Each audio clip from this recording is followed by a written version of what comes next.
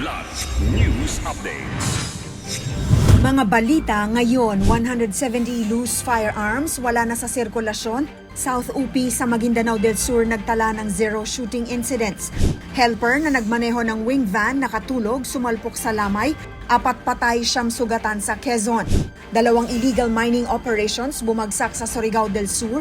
12.2 million pesos na halaga ng gamit na samsam. Ako po si Cesar Sorian para ihatid ang mga nangungunang balita sa buong kapuluan.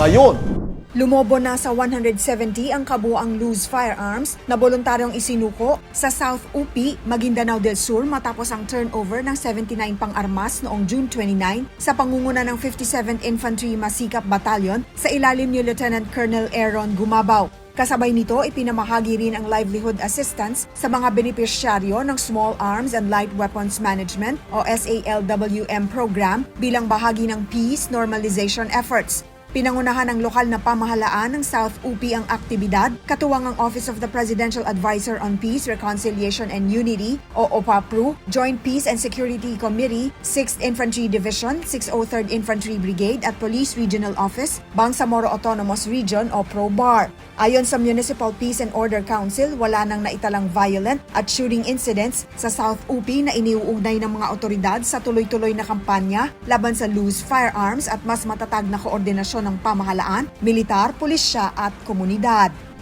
Patay ang 4 habang 9 sugatan matapos araruhin ng isang wing van truck ang lamay sa gilid ng Maharlika Highway sa Sitio Tumpukan, Barangay Ibabang, Palsabangon, Pagbilao, Quezon noong June 29, Lunes ng gabi.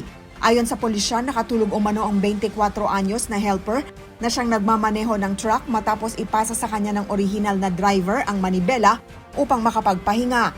Dahil dito, inararo ng truck ang lamay bago mabangga ang 6 na nakaparadang sasakyan at sumalpok sa isang puno. Patuloy ang investigasyon habang pinag-aaralan ng lokal na pamahalaan ang mas mahigpit na regulasyon sa mga lamay sa gilid ng National Highway.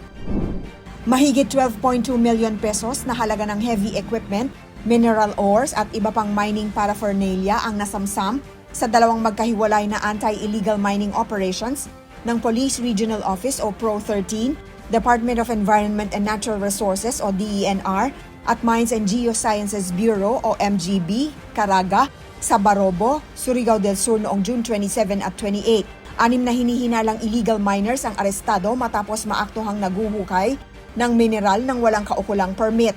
Kabilang sa mga kumpiskado ang 2 backhoe, water pumps, chainsaws, hoses, gold pans, shovels at mga sako ng mineral ores. Naharap ang mga suspect sa kasong paglabag sa Republic Act No. 7942 o Philippine Mining Act of 1995 habang patuloy ang kampanya ng mga otoridad laban sa iligal na pagmimina sa Caraga Region. Para sa Kidlat News Channel, ako si Rosalyn Sinchonco, nag-uulat. ako po si Cesar Soriano kasama nyo sa bawat pagputo ng balita.